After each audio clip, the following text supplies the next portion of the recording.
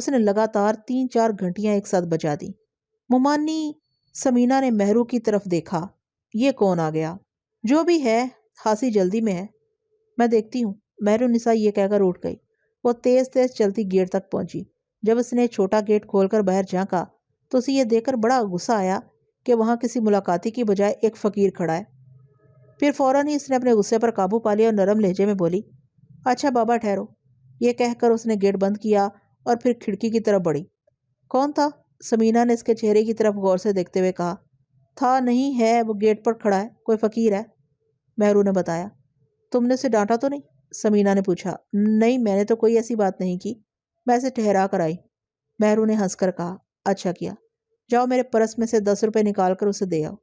مہر النساء نے سمینہ کے پرس سے 10 روپے نکالے اور تیز تیز قدم چلتی گیٹ پر پہنچ گئی۔ اس نے گیٹ کھول کر ہاتھ بڑھایا۔ لو بابا، کیا دیتی ہے؟ یہ ہمیں نہیں چاہیے، فقیر نے بے نیازی سے کہا۔ پھر فوراً ہی بولا، جا اسے بھیج۔ یہ عجیب فقیر تھا۔ اس نے اپنی زندگی میں یہ پہلا فقیر دیکھا تھا جو بھیک لینے سے انکار کر رہا تھا، اور بھیک بھی کوئی روپیہ 2 روپیہ نہیں تھی، پورے 10 روپے تھے۔ مہر النساء نے حیرت سے اس پر نظر ڈالی۔ وہ تو عام فقیروں سے بالکل مختلف نظر آیا۔ اس کے کندھے پر ایک بلی کا بچہ بیٹھا ہوا تھا اور جانب ایک سفری بیگ لٹکا ہوا تھا۔ اس فقیر کی آنکھوں میں ایک ایسی چمک تھی کہ اس کی آنکھوں میں چند لمحوں سے زیادہ نہیں دیکھا جا سکتا تھا۔ مہر النساء مایوس ہو کر واپس لوٹ آئی۔ اس نے سمینہ سے کہا، مامی، اس نے پیسے لینے سے انکار کر دیا ہے۔ وہ کچھ عجیب سا فقیر ہے، اس کے کندھے پر ایک بلی کا بچہ بیٹھا ہوا ہے۔ اس نے کہا ہے کہ جا اسے بھیج۔ اسے بھیج؟ سمینہ نے حیرت سے دہرایا۔ کسے؟ یہ اس نے نہیں بتایا؟ مامی، شاید وہ تمہیں بلا رہا ہے۔ مہر النساء نے 10 کا نوٹ سمینہ کے سامنے رکھتے ہوئے مسکرا کر کہا، ہائے نہیں مہرو، ایسی بات نہ کر، مجھے ایسے فقیروں سے بڑا ڈر لگتا ہے۔ تو آرام سے بیٹھ، وہ خود ہی چلا جائے گا۔ یہ کہہ کر سمینہ دوبارہ سبزی کاٹنے میں مصروف ہو گئی اور مہرو اس کے سامنے بیٹھ گئی۔ ابھی چند ہی لمحے گزرے تھے کہ دوبارہ اسی انداز میں گھنٹی بجی۔ مامی، وہ گیا نہیں، آپ جا کر اسے ڈانٹو۔ اچھا میں دیکھتی ہوں، آ جاؤ، تم بھی میرے ساتھ آ جاؤ۔ سمینہ بادل نخواستہ اٹھی۔ جب سمینہ نے چھوٹے گیٹ سے باہر جھانکا تو وہ فقیر اسے دیکھتے ہی بولا، اب تو آ گئی؟ میں کہہ رہا ہوں اسے بھیج۔ یہ بات اس نے اتنے روب میں کہی کہ سمینہ کی زبان گنگ ہو گئی۔ اس نے گھبرا کر گیٹ بند کر لیا۔ مہرو، وہ تو مجھے نہیں بلا رہا، سمینہ نے پیچھے کھڑی مہرو سے کہا۔ پھر کسے بلا رہا ہے؟ مہرو نے پوچھا۔ پتہ نہیں، کہہ رہا ہے تو کیوں آ گئی، اسے بھیج، سمینہ نے جواب دیا۔ آپ کسے بھیجیں؟ مہرو سوچتے ہوئے بولی۔ پھر اچانک خیال ہے، ارے کہیں وہ رامش بھائی کو تو نہیں بلا رہا؟ ہو سکتا ہے، سمینہ نے اس کے خیال کی تائید کرتے ہوئے کہا، چلو اسے بھیجیں۔ اچھا مامی، آپ یہی کھڑی رہو، میں بھائی کو بلا کر لاتی ہوں۔ یہ کہہ کر مہرو دوڑتی ہوئی اوپر چلی گئی۔ رامش خیال اپنے بیڈ پر لیٹا تھا۔ اس کی آنکھیں کھلی ہوئی تھی، وہ جانے کن خیالوں میں تھا۔ اس نے دروازے پر آہٹ سنی تو فوراً اپنی آنکھیں بند کر لی۔ آنسو بند آنکھوں سے بہہ نکلے۔ بھائی، مہرو نے دروازے میں داخل ہوتے ہی آواز لگائی۔ ارے بھائی، کیا ہوا، آپ رو رہے ہیں؟ رامش خیال نے فوراً اپنا ہاتھ آنکھوں پر رکھ لیا اور آستین سے آنسو پونچھنے کی کوشش کی۔ بھائی، آپ ذرا میرے ساتھ چلیں، ایک فقیر گیٹ پر کھڑا ہے، وہ شاید آپ کو بلا رہا ہے، مہرو نے بتایا۔ مہرو، اس بات کا کیا مطلب ہے؟ مجھے کوئی فقیر آخر کیوں بلائے گا؟ رامش خیال نے اٹھتے ہوئے کہا۔ بھائی، میں اسے 10 روپے دینے گئی تھی، لیکن اس نے پیسے لینے سے انکار کر دیا، بولا اسے بھیج۔ میں پھر مامی کو لے کر گئی، لیکن انہیں دیکھ کر اس نے یہی کہا، ارے تو کیوں آ گئی، اسے بھیج۔ وہ بڑا عجیب سا فقیر ہے، ایک بلی کا بچہ اس کے کندھے پر بیٹھا ہوا ہے۔ بھائی آپ چلو، کیا پتا وہ آپ کو بلا رہا ہو۔ مہرو نے جلدی جلدی ساری ردات بیان کی۔ چلو میں چلتا ہوں۔ رامش خیال اس کی بات سن کر فوراً کھڑا ہو گیا۔ مہرو اس کا ہاتھ پکڑ کر تیزی سے گیٹ تک آئی، پھر اس نے چھوٹا گیٹ کھولنے کی بجائے پورا گیٹ کھول دیا۔ وہ اور سمینہ گیٹ کے پیچھے ہو گئی اور رامش خیال اس فقیر کے مقابل آ گیا۔ کہاں چھپا بیٹھا تھا تو؟ اتنی دیر سے تجھے بلا رہا ہوں، ہمارے پاس اتنا وقت نہیں ہوتا، دنیا کے 100 بکھیڑے ہیں، اس فقیر نے گیٹ کے اندر داخل ہوتے ہوئے کہا۔ پھر وہ اندر آ کر دیوار کے ساتھ پیٹھ لگا کر بیٹھ گیا۔ بلی کا بچہ کود کر زمین پر آ گیا اور آرام سے بیگ پر بیٹھ گیا۔ ادھر آ جا، اس فقیر نے رامش خیال کو مخاطب کر کے کہا۔ مہرو نے فوراً رامش خیال کا ہاتھ پکڑ لیا اور اس فقیر کے مقابل لے آئی۔ بیٹھ جا، کھڑا کیوں ہے؟ فقیر نے ڈانٹ بھرے لہجے میں کہا۔ رامش خیال فوراً اس کے سامنے زمین پر بیٹھ گیا۔ اس کی نظریں نیچی تھیں۔ مہرو اور سمینہ تھوڑے سے فاصلے پر ایک دوسرے کے قریب کھڑی تھیں اور حیرت سے اس فقیر کو دیکھ رہی تھیں۔ اس فقیر نے ایک لمحے کو بھی ان کی طرف نہیں دیکھا تھا۔ اس کی ساری توجہ رامش خیال کی طرف تھی۔ پھر اس فقیر نے اپنے بیگ سے ایک چمکتا ہوا اسٹیل کا پیالہ نکالا اور اسے سمینہ کی طرف بڑھاتا ہوا بولا، 2 چاہیے، مل جائے گا۔ دودھ بہت، سمینا نے پیالہ پکڑتے ہوئے کہا، اور پھر وہ تیزی سے کچن کی طرف بڑھ گئی۔ کبھی گونگا ہو جاتا ہے، کبھی اندھا ہو جاتا ہے، آخر تو چاہتا کیا ہے؟ فقیر نے اس کی آنکھوں کو غور سے دیکھتے ہوئے کہا۔ بابا میں کیا کروں، میں خود پریشان ہوں، رامش خیال نے بے بسی سے کہا۔ پریشان ہونے سے کیا ہوگا؟ کل تو بہرا ہوگا، پرسوں مفلوج ہو جائے گا، بس یہی باقی رہ گیا۔ نہیں بابا، ایسا نہیں ہونا چاہیے، آپ کچھ کریں نا۔ میں کون ہوتا ہوں کرنے والا؟ کرنے والا وہ ہے جو آسمانوں میں بیٹھا ہے، فقیر نے بڑے یقین سے کہا۔ بابا آپ نے ٹھیک کہا، رامش خیال فوراً بولا۔ لو بابا دودھ۔ اتنے میں سمینا آ گئی۔ اس نے دودھ سے بھرا پیالہ بابا کی طرف بڑھایا۔ اس کے سامنے رکھ دے، بابا نے زمین کی طرف اشارہ کیا۔ سمینا نے دودھ سے بھرا پیالہ احتیاط کے ساتھ رامش خیال کے سامنے رکھ دیا، اور پھر وہ مہرو کے پاس آ کر کھڑی ہو گئی۔ چل بھائی، دونوں ہاتھوں میں پیالہ اٹھا، اسے اپنی آنکھوں کے سامنے رکھ، دیکھ احتیاط سے، پیالہ بھرا ہے، دودھ چھلک نہ جائے، بابا نے رامش خیال کو ہدایت کی۔ رامش خیال نے اندازے سے پیالے کی طرف ہاتھ بڑھایا۔ جب اس کے ہاتھ نے پیالہ محسوس کر لیا تو اس نے دونوں ہاتھوں کی گرفت میں لے کر پیالہ اٹھا کر اونچا کر لیا، اتنا اونچا کہ دودھ میں اس کی آنکھوں کا عکس نظر آنے لگا۔ وہ فقیر گھٹنوں کے بل کھڑا ہو کر رامش خیال کی طرف جھکا۔ اس نے اپنے سیدھے ہاتھ کی انگلی 2 بار جلدی جلدی دودھ میں ڈبوئی۔ یہ وہی جگہ تھی جہاں اس کی آنکھوں کا عکس تھا۔ پھر وہ تیزی سے اپنی جگہ بیٹھ گیا۔ جہاں فقیر نے اپنی انگلی ڈبوئی تھی وہاں یوں محسوس ہوا جیسے تازہ تازہ خون کا قطرہ ابھرا ہو۔ یہ 2 قطرے تھے، پھر یہ قطرے پھیلنے شروع ہوئے اور دیکھتے ہی دیکھتے پورا دودھ خون میں نہا گیا۔ اب پیالے میں دودھ نہیں، خون تھا۔ خون سے بھرا پیالہ دیکھ کر مہرو خوفزدہ ہو گئی۔ وہ منہ پھیر کر فوراً سمینا سے لپٹ گئی۔ خوف تو ہے سمینا کو بھی محسوس ہوا، لیکن وہ بڑی تھی، آخر اپنے بڑے ہونے کا اسے بھرم رکھنا تھا۔ اس نے اسے لپٹا لیا۔ اس میں ڈرنے کی کیا بات ہے لڑکی، اس میں ڈرنے کی کیا بات ہے؟ اے لڑکی، یہ پیالہ پکڑ اور اسے سامنے کیاری میں ڈال دے، اور ہمارا پیالہ دھو کر لاؤ، بابا نے حکم دیا۔ لائے میں کر دیتی ہوں، سمینا آگے بڑھی۔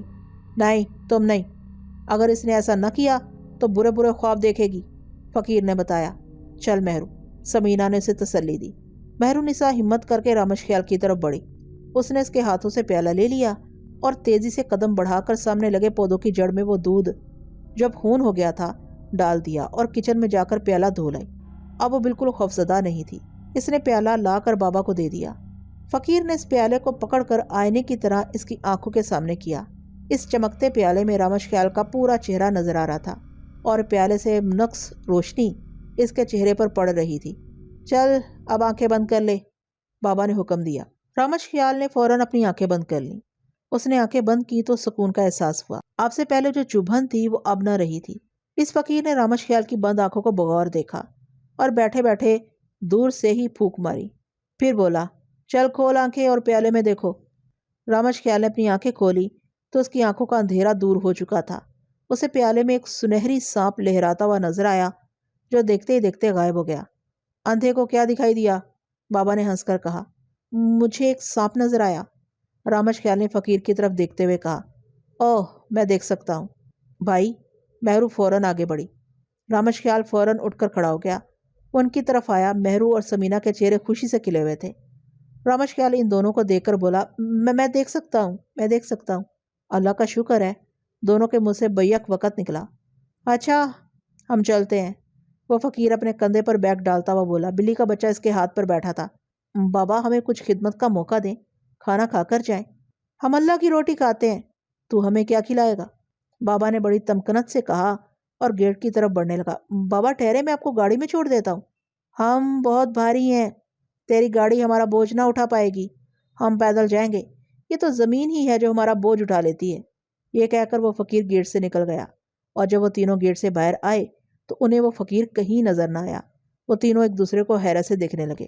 وہ بڑے مایوسانہ انداز میں گھر میں داخل ہوا تھا، ابھی کپڑے تبدیل ہی کر رہا تھا کہ سروری نے رامش خیال اور مہرو کے آنے کی اطلاع دی۔ ساتھ ہی اس نے یہ بتایا کہ وہ دونوں آرزو کے کمرے میں بیٹھے ہیں۔ کمال رائے کو اس کے اندھے ہونے کا بے حد افسوس تھا۔ وہ اندھے ہونے کے باوجود کئی مرتبہ اس کے گھر آ چکا تھا۔ اسے آرزو کی بہت فکر تھی، اور کیوں نہ ہوتی، وہ اس کی منکوہہ جو تھی۔ کمال رائے کو رامش کی بہت فکر تھی، اس لیے وہ آج بلی والے بابا کے پاس گیا تھا، شاید اس کے پاس اس کا کوئی حل ہو، لیکن وہ اپنی جگہ پر تھا ہی نہیں۔ وہ مایوس ہو کر وہاں سے لوٹ آیا تھا۔ جب وہ کمرے میں داخل ہوا تو وہ تینوں کسی بات پر ہنس رہے تھے۔ آرزو سامنے بیڈ پر نیم دراز تھی، اس نے کندھے تک چادر اوڑھی ہوئی تھی، صرف چہرہ کھلا ہوا تھا۔ آرزو کے پورے جسم پر داغ تھے، لیکن حیرت کی بات یہ تھی کہ چہرے پر کسی قسم کا کوئی داغ یا زخم نہ تھا۔ اس کا چہرہ بالکل صاف تھا۔ اپنی بیٹی کے چہرے پر مسکراہٹ دیکھ کر اسے بڑی خوشی ہوئی، اور اس سے زیادہ خوشی رامش خیال کو دیکھ کر ہوئی، جس نے ایک توانائی سے بھرپور قہقہا لگایا تھا۔ کمال رائے کو کمرے میں داخل ہوتا دیکھ کر رامش خیال ایک دم صوفے سے اٹھا۔ ہو انکل! پھر وہ 4 قدم آگے بڑھا۔ اس نے بڑے بھرپور انداز میں کمال رائے سے ہاتھ ملایا۔ وہ اس کی آنکھوں میں آنکھیں ڈالے مسکرا رہا تھا۔ رامش، تم دیکھ سکتے ہو؟ کمال رائے کی آنکھوں میں حیرت تھی۔ ہاں انکل، میں دیکھ سکتا ہوں، رامش خیال نے خوشی سے جھومتے ہوئے کہا۔ بڑی خوشی کی بات ہے۔ یہ کیسے ہوا؟ کب ہوا؟ بس انکل، آنکھوں کی روشنی ملتے ہی سیدھا یہاں چلا آیا ہوں، اس نے صوفے پر بیٹھتے ہوئے کہا۔ مہرو، تم کیسی ہو؟ کمال رائے نے مہرو کی مزاج پرسی کی۔ آپ تو بہت اچھی ہوں، بھائی کی آنکھیں ٹھیک ہو گئی، مہرو نے آرزو کی طرف دیکھتے ہوئے کہا۔ بس اب دعا ہے کہ آرزو کسی طرح ٹھیک ہو جائے، اللہ بہتر کرے گا، کمال رائے نے کہا۔ یہ آنکھیں کس طرح ٹھیک ہوئی؟ کوئی دوا وغیرہ استعمال کی؟ نہیں انکل، بس یوں سمجھے اللہ نے کوئی مسیحا بھیج دیا۔ بھئی مہرو، انکل کو ذرا پورا واقعہ سنانا، رامش خیال نے مسکراتے ہوئے کہا۔ ابھی سناتی ہوں، مہرو نے کمال رائے کی طرف رخ کرتے ہوئے کہا۔ اس واقعے میں سب سے حیران کن اس فقیر کا حلیہ تھا، جسے سن کر بلی والے بابا کا اپنے ٹھکانے پر نہ ملنے کا افسوس کمال رائے کے دل سے فوراً نکل گیا۔ بلی والا بابا اگر اپنے ٹھکانے پر موجود ہوتا تو رامش خیال کی آنکھیں کیسے ٹھیک ہوتی؟ اس کا مطلب ہے کہ بلی والا بابا اس کے گھرانے سے غافل نہ تھا۔ شام کا وقت تھا۔ کمال رائے سیاہ رنگ کے چمکیلے گھوڑے پر بیٹھا صحرا میں چلا جا رہا تھا۔ اس کا گھوڑا برق رفتاری سے بھاگ رہا تھا۔ وہ اپنے پیچھے ریت کا بادل اڑاتا چلا جا رہا تھا۔ کمال رائے ادھر ادھر دیکھتا آگے بڑھ رہا تھا۔ وہ صحرا میں کسی کو تلاش کرنے نکلا تھا، لیکن کسے، یہ اسے معلوم نہ تھا۔ جب وہ صحرا میں کافی دور نکل آیا تو اچانک اسے اپنے سامنے ایک عورت نظر آئی۔ وہ دور تھی، اس لیے پہچان میں نہیں آ رہی تھی۔ کمال رائے اس عورت کو غور سے دیکھ رہا تھا۔ پھر جیسے ہی وہ بصارت کی حدود میں آئی، کمال رائے نے فوراً اپنے گھوڑے کی لگام کھینچ لی۔ وہ شبورا تھی۔ وہ مچل رہی تھی، تڑپ رہی تھی اور چیخ رہی تھی، صاحب جی مجھے بچا لیں، صاحب جی مجھے بچا لیں۔ شبورا کو مشکل میں دیکھ کر وہ فوراً اپنے گھوڑے سے کود پڑا اور بے اختیار شبورا کی طرف بڑھا، لیکن اب وہاں کوئی نہ تھا۔ صحرا میں دور تک ریت اڑ رہی تھی۔ کمال رائے نے جب پلٹ کر اپنے گھوڑے کی طرف دیکھا تو وہاں اس کا گھوڑا بھی نہ تھا۔ اس نے گھبرا کر چاروں طرف نظر دوڑائی، دور تک دیکھا، لکودک صحرا اور بگولوں کی شکل میں اڑتی ریت۔ تب اسے احساس ہوا کہ وہ لکودک صحرا میں تنہا رہ گیا ہے۔ اس کے دل میں خیال آیا کہ جتنا جلد ممکن ہو سکے وہ اس صحرا سے نکل جائے۔ گھبرا کر اس نے بھاگنا شروع کیا، مگر اس کے پاؤں ریت میں دھنسنے لگے۔ صحرا کی ریت جیسے دلدل بن گئی۔ کمال رائے اس دلدل میں دھنسنے لگا۔ تب اچانک اس کی آنکھ کھل گئی۔ اس نے خود کو اپنے کمرے میں اپنے بیڈ پر پایا۔ اس کا سانس چڑھا ہوا تھا۔ وہ سوچ رہا تھا کہ یہ اس نے کس قسم کا خواب دیکھا ہے۔ صبح کو دانتوں میں برش کرتے ہوئے رات کا خواب پوری طرح اس کی آنکھوں میں سمایا ہوا تھا۔ شبورا کی درد بھری آوازیں اس کی سماعت میں گونج رہی تھیں۔ صاحب جی مجھے بچا لیں، صاحب جی مجھے بچا لیں۔ اس کے جسم سے لپٹے ہوئے 2 کالے سانپ کمال رائے کے دل کی دھڑکن اب بھی تیز کر رہے تھے۔ جب وہ نہا دھو کر واش روم سے نکلا تو اس نے سب سے پہلے لال محمد کو طلب کیا۔ لال محمد فوراً اس کے کمرے میں آ گیا۔ جی مالک، یہ بتاؤ تمہیں شبورا کا گھر یاد ہے؟ کمال رائے نے پوچھا۔ جی مالک یاد ہے، وہاں جانا ہے کیا؟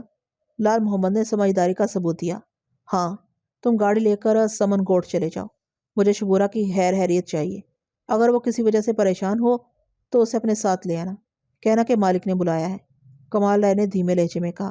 ٹھیک ہے مالک، میں ابھی جاتا ہوں، لال محمد نے اپنے سینے پر ہاتھ رکھ کر کہا۔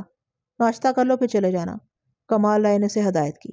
لال محمد شبورا کے گھر کا دروازہ کھٹکھٹا کر تنگ آ گیا تھا، لیکن وہ دروازہ کھول کر ہی نہیں دے رہی تھی۔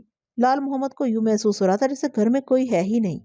جب دروازہ کھٹکھٹاتے ہوئے لال محمد کو کافی دیر ہو گئی تو بستی کے کئی لوگ شبورا کے دروازے پر جمع ہو گئے۔ انہیں بھی تشویش ہوئی کہ ہر شبورا دروازہ کیوں نہیں کھول رہی۔ وہ 3 دن سے کسی کو نظر بھی نہیں آئی تھی۔ یہ سب کو معلوم تھا کہ وہ شوم کا عمل کر رہی ہے، اور اس عمل میں روز کا معمول برقرار نہیں رہتا۔ اس لیے اگر شبورا بستی والوں کو دکھائی نہیں دے رہی تھی تو یہ تشویش کی کوئی بات نہیں تھی۔ لیکن تشویش کی اب یہ بات تھی کہ ایک شخص گھر کا دروازہ اتنی دیر سے کھٹکھٹا رہا ہے تو وہ کھول کیوں نہیں رہی؟ کہیں خدا نہ خواستہ اس کے ساتھ کوئی حادثہ تو پیش نہیں آ گیا۔ کواڑوں کی جھریوں میں سے جھانک کر دیکھا، لیکن وہاں کچھ نظر نہ آیا۔ البتہ سامنے کمرے کا دروازہ ضرور کھلا ہوا دکھائی دیا۔ سلام مشورے کے بعد یہی طے ہوا کہ شبورہ کے گھر کی دیوار پھلانگ کر اندر جایا جائے۔ بستی کا ایک نوجوان حکم سنتے ہی فوراً دیوار پر چڑھ گیا اور آنن فانن شبورہ کے گھر میں اتر گیا اور اس نے بلا تاخیر گھر کا دروازہ کھول دیا۔ تب سب سے پہلے بستی کے 2 بزرگ اس کے گھر میں داخل ہوئے۔ ان کے پیچھے لال محمد تھا۔ سین کے ایک طرف سرسوں کے تیل سے حصار کھچا ہوا تھا۔ اس حصار کے درمیان شبورہ کی جھولی رکھی تھی اور جھولی کے دائیں جانب شبورہ کی بین پڑی تھی، لیکن شبورہ کہیں نہیں تھی۔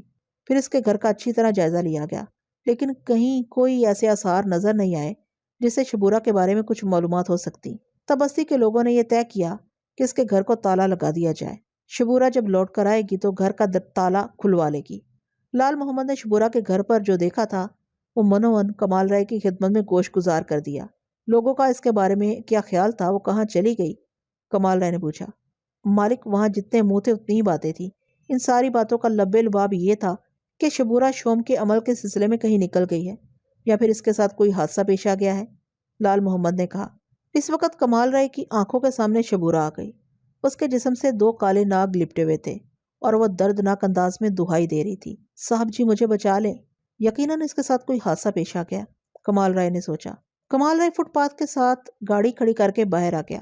اس نے بلی والے بابا کو دیوار سے پست لگائے اور سامنے ایک طرف ایک ٹک دیکھتے ہوئے نظر میں بھر لیا تھا۔ وہ گاڑی بند کر کے آہستہ آہستہ اس کی طرف بڑھا۔ بلی کا بچہ بیگ کے اوپر چڑھا بیٹھا تھا اور اپنی زبان سے اپنے پیر چاٹ رہا تھا۔ کمال رائے خاموشی سے بلی والے بابا کے سامنے بیٹھ گیا اور اپنی نظریں جھکا لیں۔ آ گیا؟ کوئی دیر کے بعد بلی والے بابا کی آواز سنائی دی تو کمال رائے نے اپنی آنکھیں اٹھائی۔ جی، وہ دھیرے سے بولا، ہم نے تجھے کہا تھا نا، بہت حبیث ہے۔ آخر وہ اپنی حباست سے باز نہ آیا۔ اس نے لڑکے کو اندھا کر دیا، پہلے اسے گونگا کر چکا تھا، لیکن وہ بھول میں ہے۔ وہ سمجھتا ہے کہ وہ جو چاہے گا کر گزرے گا۔ ایسا نہیں ہے، ایسا ہرگز نہیں ہو سکتا۔ وہ ہمارے صبر کو آزمائش میں ڈال رہا ہے۔ ہم نے اندھے کو سوجھتا کر دیا ہے، اب اس لڑکے کا بال بھی باقا نہیں کر سکے گا۔ بلی والے بابا نے اپنی دھن میں کہا۔ بابا میں آپ کا بہت شکر گزار ہوں، لڑکا بہت خوش ہے۔ کمال رائے نے خوشی کا اظہار کیا۔ وہ تو خوش ہے لیکن لڑکی ابھی مشکل میں ہے، بابا بولا۔ ہاں بابا، میری بیٹی کے لیے کچھ کریں، اس کی حالت دن بدن خراب ہوتی جا رہی ہے، کمال رائے نے التجا آمیز لہجے میں کہا۔ ہم کرنے والے کون ہیں؟ کرنے والا تو وہ اوپر بیٹھا ہے، بلی والے بابا نے آسمان کی طرف دیکھ کر کہا۔ بے شک کرنے والا وہی ہے، لیکن وہ اوپر سے خود تو نہیں آئے گا، اسے آنے کی کیا ضرورت ہے؟ ہم جو بیٹھے ہیں یہاں، بس اس کا اشارہ ہی کافی ہے، بابا نے کہا۔ لڑکی کی خراب حالت کی وجہ سے اس کی شادی کی تاریخ بھی ملتوی کر دی ہے، کمال رائے نے افسردگی سے بتایا۔ گھبراتا کیوں ہے؟ اس کی شادی ہوگی اور ضرور ہوگی۔ وہ حبیث اس کی شادی نہیں روک سکتا، ہم دیکھ لیں گے اس کو بھی اور اس کے باپ کو بھی۔ باپ؟ کمال رائے بابا کی بات سمجھ نہ پایا۔ ہاں باپ، بلی والے بابا نے کہا۔ باپ بیٹے سے 2 ہاتھ آگے ہے۔ بابا میں سمجھا نہیں، کمال رائے نے تذبذب سے اس کی طرف دیکھا۔ تو سمجھ بھی نہیں سکتا، تو بس خواب دیکھ سکتا ہے، بابا نے اندر کی بات کی۔ بابا کیسا خواب؟ کمال رائے ایک دم چونکا۔ اگر تو نے یہ دیکھا ہے کہ اس کے گرد 2 سانپ لپٹے ہوئے ہیں اور وہ مدد کے لیے پکار رہی ہے تو سمجھتا کیوں نہیں ہے؟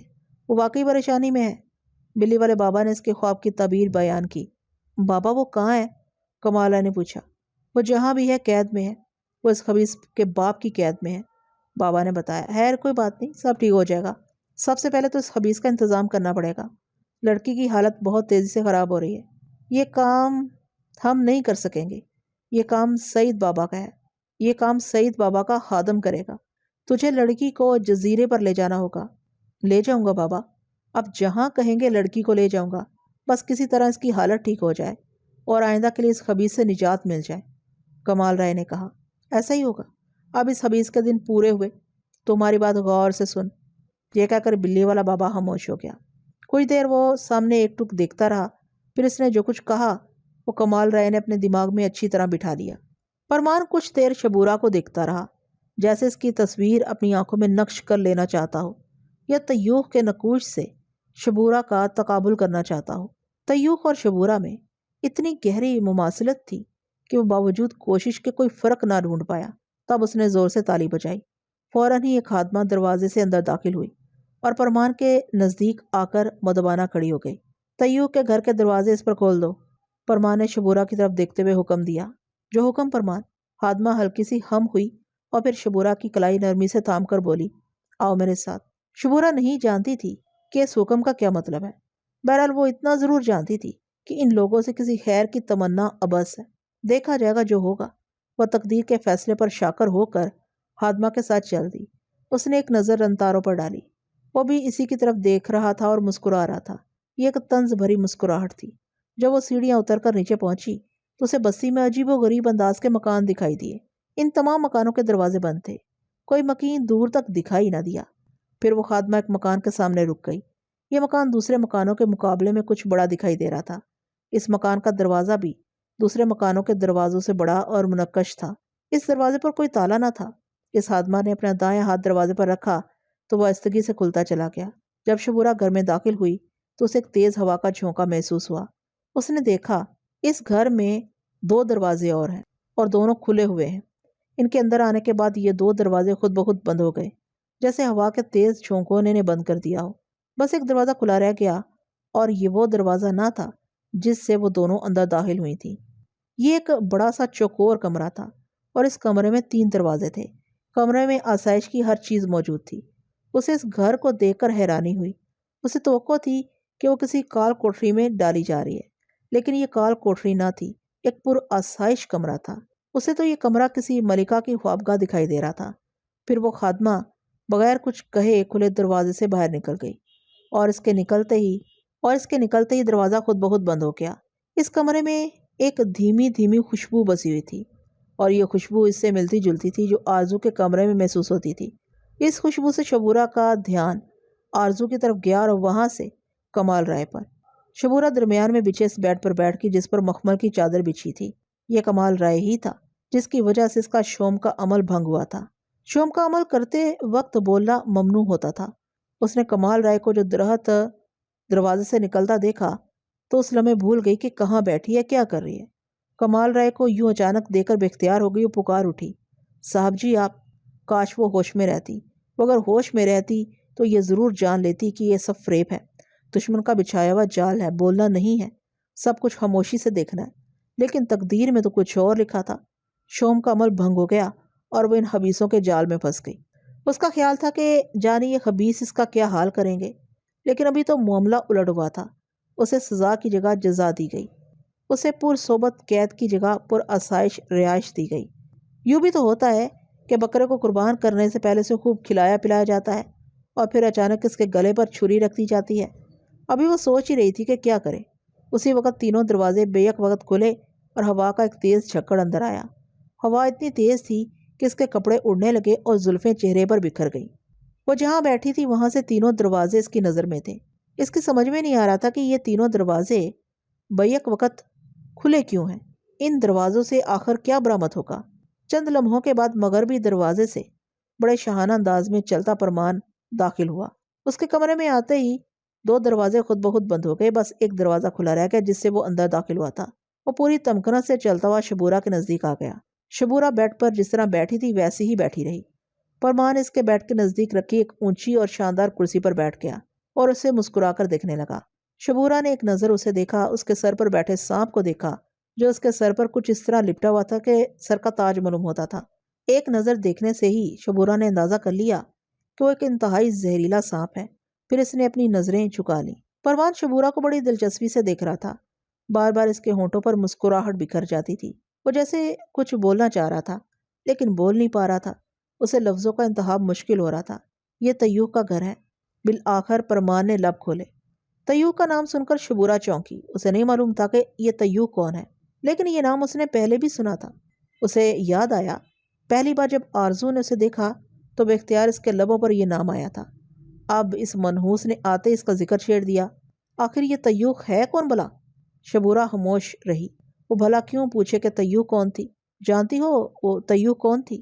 پرمان نے بڑے پرشوق انداز میں اس کی طرف دیکھا۔ شبورہ نے سوالیہ نظروں سے اس کی طرف دیکھا مگر بولی اب بھی کچھ نہیں۔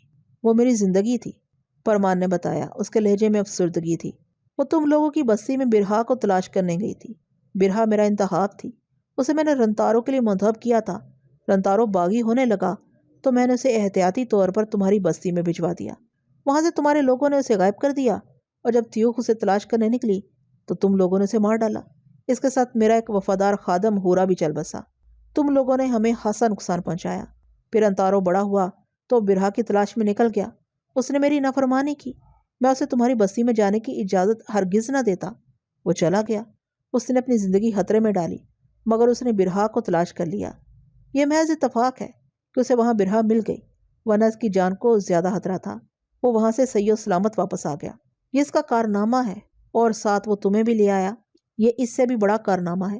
میں نے تمہاری آمد کے صلے میں رنتاروں کو معاف کر دیا، تمہارے صدقے اس کی جان بخشی کی گئی۔ تم اندازہ کر سکتی ہو کہ تم میرے لیے کیا ہو۔ میں تمہارے لیے کیا ہوں؟ شبورا نے بے نیازی سے پوچھا۔ تم میری زندگی ہو، پرمان نے بڑے والہانہ انداز میں کہا۔ تم بھی عجیب ہو، کبھی کہتے ہو تیوخ تمہاری زندگی تھی، کبھی کہتے ہو میں تمہاری زندگی ہوں۔ تم اپنی زندگیاں پاؤں میں جوتی کی طرح کیوں بدلتے ہو؟ شبورا کی بات سن کر پرمان نے زوردار کہکہا لگایا۔ وہ ابھی بالکل اسی طرح بات کرتی تھی، کٹیلی اور تیز۔ شبورا نے پوچھا، تیوخ اور کون؟ پرمان نے ہنس کر کہا، آخر تم تیوخ کا میرے سامنے بار بار ذکر کیوں کر رہے ہو؟ شبورا ہفکی سے بولی، اس لیے کہ تم تیوخ ہو۔ تمہاری آنکھیں خراب ہو گئی ہیں، مجھے غور سے دیکھو، میں تیوخ نہیں شبورا ہوں۔ میں تمہاری زندگی نہیں، تمہاری موت ہوں۔ میں تمہارے لیے مرنے کے لیے تیار ہوں۔ پرمان یہ کہہ کر ہنسا۔ تم یہ بات غیر سنجیدگی سے کہہ رہے ہو، مذاق سمجھ رہے ہو، اس لیے کہ تم میری اصلیت نہیں جانتے، میں واقعی تمہاری موت ہوں۔ شبورا نے اس کی آنکھوں میں دیکھا۔ وہ کیسے؟ پرمان نے لاپرواہی سے پوچھا۔ تم سانپ اور میں سپیرن، شبورا نے فیصلہ کن انداز میں جواب دیا۔ تم نے غلط کہا۔ سپیرا سانپ کو مارتا نہیں، اسے قید کر لیتا ہے۔ وہ اسے سدا اپنے ساتھ رکھتا ہے، اپنے پاس رکھتا ہے۔ لیکن یہاں معاملہ الٹا ہو گیا۔ یہاں سپیرا سانپ کی قید میں رہے گا۔ یہ قید محبت بھری ہوگی، تمہیں کوئی تکلیف نہ ہوگی۔ تم یہاں رانیوں کی طرح رہو گی، اس بستی کے حکمراں پر راج کرو گی۔ بس اتنا ضرور ہوگا کہ تم یہاں سے جا نہ سکو گی۔ ہم تمہارے سارے قصور معاف کر دیں گے۔ بس تمہیں تیوخ بننا ہوگا۔ تیوخ تو تم ہو، بس اپنا دل اس جیسا کرنا ہوگا۔ میں پھر کہوں گی، میں تیوخ نہیں شبورا ہوں۔ آؤ میرے ساتھ۔ یہ کہہ کر پرمان کھڑا ہو گیا۔ تمہیں تیوخ دکھاؤں، پھر تمہیں اندازہ ہوگا کہ تم تیوخ ہو کہ نہیں۔ شبورا نے اسے اس دیوار کی طرف جاتے ہوئے دیکھا، جس میں کوئی دروازہ نہ تھا۔ 2 سیڑھیاں بنی ہوئی تھیں۔ ان سیڑھیوں کے سامنے ایک چھوٹا سا چبوترا تھا، اور اس چبوترے پر کوئی چیز ڈھکی ہوئی رکھی تھی۔ وہ کوئی لمبی سی چیز تھی، 5.5 فٹ اونچی ضرور رہی ہوگی۔ دیکھنے سے اندازہ نہیں ہوتا تھا کہ اس کے اندر کیا ہے۔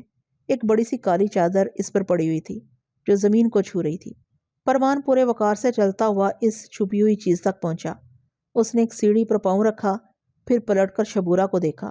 وہ اس کے سامنے ہی آ کھڑی ہوئی تھی۔ پرمان اسے دیکھ کر مسکرایا، جیسے کوئی جادوگر اپنا کوئی کھیل دکھانے سے پہلے مسکراتا ہے۔ لو دیکھو، یہ کہہ کر پرمان نے کالی چادر کھینچ لی۔ اس کالی چادر کے اندر سے جو کچھ برآمد ہوا، اسے دیکھ کر شبورا دم بخود رہ گئی۔ اس کے سامنے ایک اور شبورا کھڑی تھی، وہی چمکیلی آنکھیں، سیاہ لمبے بال، وہی سانولا چہرہ، وہ پرکشش جسم، ایک خاص انداز سے کھڑی ہوئی، ایک خاص انداز کے کپڑے پہنے ہوئے۔ شبورا کو یوں محسوس ہوا جیسے وہ آئینے کے سامنے کھڑی ہے۔ تو یہ ہے تیوخ، یہ تو ہو اس کی تصویر ہے۔ اگر اسے دیکھ کر لوگ مجھے تیوخ کہتے ہیں تو اس میں لوگوں کا کیا قصور؟ وہ سچ ہی کہتے ہیں۔ تیوخ کو اس میں کوئی فرق نہیں۔ پھر تیوخ کا مجسمہ جس نے بھی بنایا تھا، کمال کا بنایا تھا۔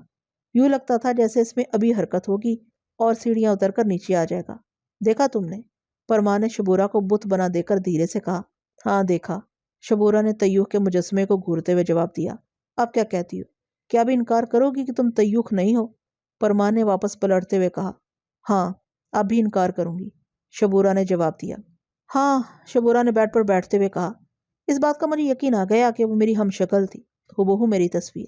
اب تم بھی اس بات کا یقین کر لو کہ میں تیوخ نہیں ہوں، تمہاری زندگی نہیں ہوں، محض اس کی ہم شکل ہوں۔ تمہیں تیوخ بننا ہوگا، اسی میں تمہارا فائدہ ہے۔ یہ کہہ کر وہ کرسی سے اٹھا۔